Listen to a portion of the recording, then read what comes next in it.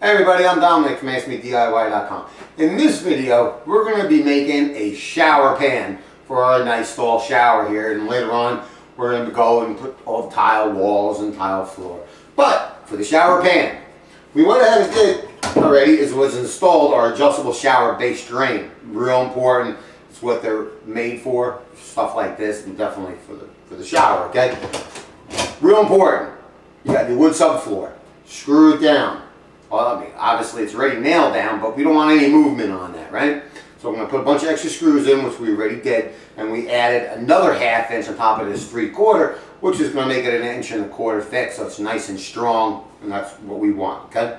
But now what we're going to do, we're going to be mixing a sand-based mortar. We're going to make a mortar bed out of it. We're going to put felt paper down, we're going to put wire mesh, and then our mortar. We're going to make a nice mortar base, and we're going to be tapering it from our edges down into the drain. Okay, and basically this is the basis of it, and it's real important. It's real simple to do, but it's also very easy to screw it up. So let me start getting all this stuff here, and I'll show you how to do it. Okay, look at this. We got the black felt paper. Now, felt paper, roofing, tar paper, whatever you want to call it. Okay, I just cut it to the sides. I didn't bring it up on the sides or anything like that because it's senseless. It's not used for the water penetration. Say it's used for slippage when wood wants the wood floor, the house wants to move a little bit and not take your whole shower base with it. Kind of extreme, but more or less to the point. And as well, the mortar that we're putting down, the wood will actually suck the moisture out of that wood and let that mortar be as strong as it can be. So I just lay that down, of course cut a hole for our drain, obviously, and our wire mesh. Now the wire mesh it's not chicken wire or anything like that, so don't use that, just a wire mesh you find in the home stores. I'm just going to staple it down, you know, just like this, no big deal. Now, I'm going to put more staples off camera. But after I'm done doing the staples, now we're going to mix our sand mixture up, our sand mortar, our sand base, and we're going to start really having fun. See you in a second.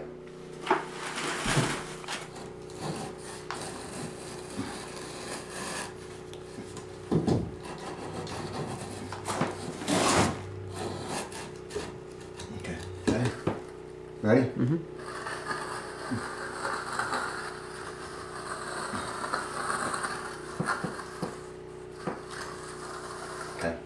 Alright, well, as you can see, our mortar bed is down, and it's pretty sandy. It's not wet like a concrete or mortar free-flowing. You don't want to do that. You want to make it nice and strong, so you don't want to make it really wet. And it's actually easier to sculpt down on the slope without it sloping on its own, even like an hour from now.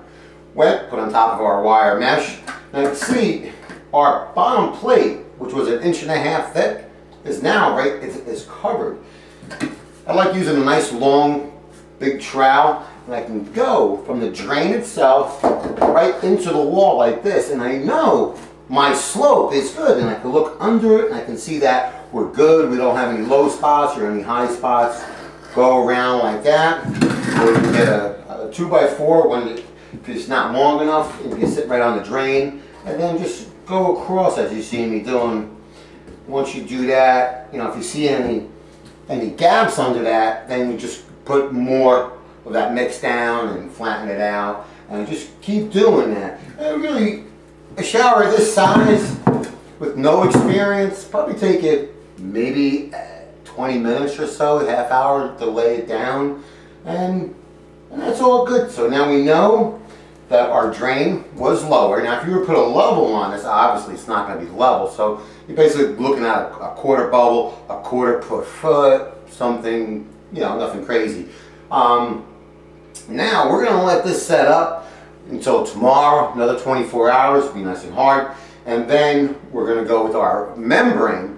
We're going to go right up with the membrane, right over this and up on top on the walls, and we're going to start all kinds of funky stuff. But this is the way that I've been doing it, and been doing it for a very long time. I've done I don't know how many of these, and no problems. So follow my directions, and so far so good.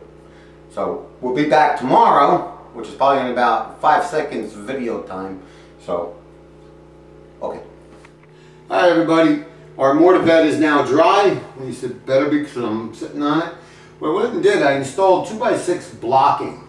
Now the blocking is going to be used for our membrane and our other mortar base that's going to go on top of that membrane. So when we start installing our membrane, which again is a really thick, strong rubber, we're going to bring it up on here to our blocking and nail it along and keep it tight.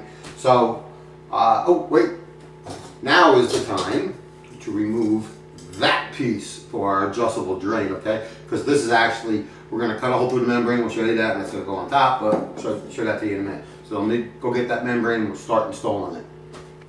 Alright, one thing I forgot to mention to you is you should pay attention to what you're studying your setup. We have a nice gap in between the two studs from going from one side to the other. What we can do is push our membrane in there when we're trying to fold the corners.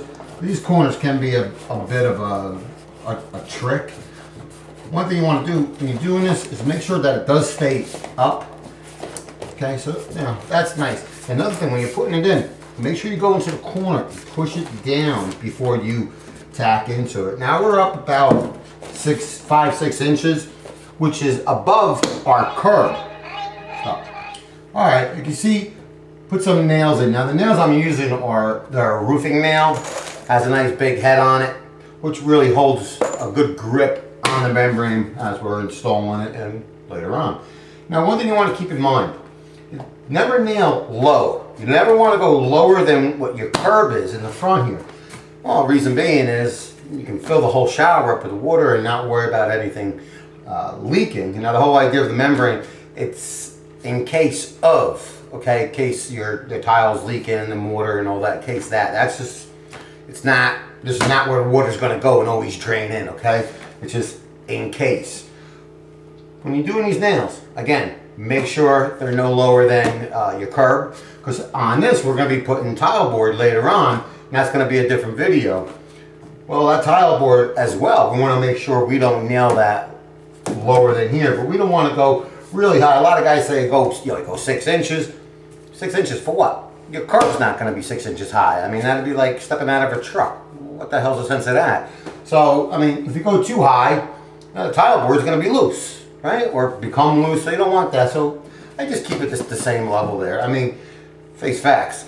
If water comes over your curb, the last thing you're worrying about is about these nails, where you put them. You're going to have more problems than that, okay? So let me go finish installing this on the sides here, then I'll show you how to cut for the drain.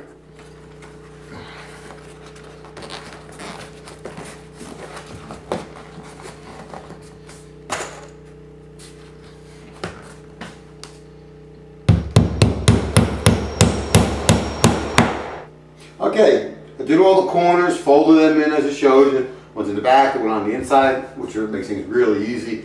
The ones on the outside here, a little bit more difficult. You just got to make sure when you fold it, you can cut any excess material from the edge of the membrane, so it's not really bulgy. You want to be careful with that. I mean, again, we're going on with our tile board, but we don't want this big thing bulging out. Okay. Now the curb, again, on the inside, you make sure it's in there nice and tight.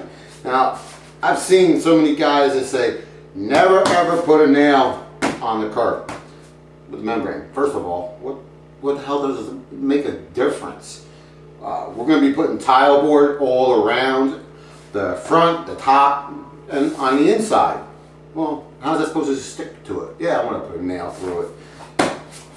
So here you go. Now on the top, making sure the inside is nice and tight into that corner there. And now, trust me, water goes through there, you're going to have a lot more problems, alright?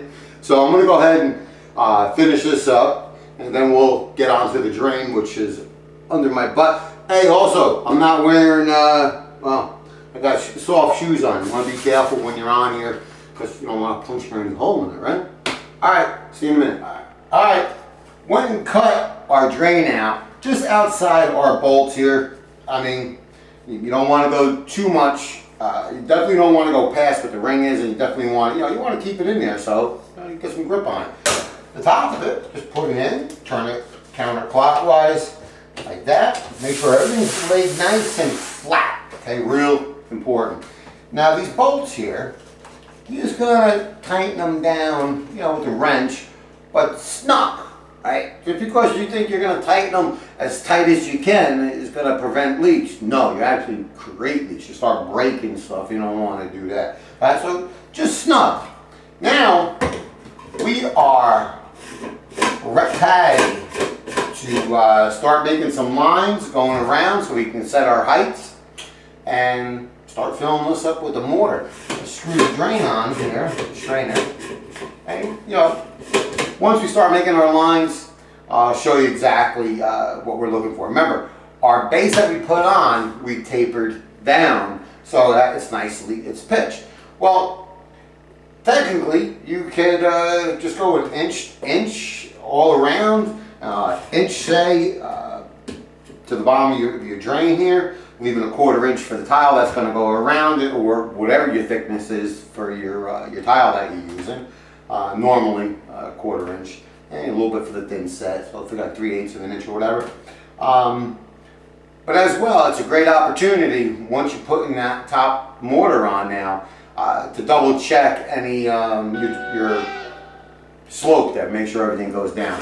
All right, so you know, actually it's getting late today, so we're going to do it tomorrow, which to you would be in about 10 seconds.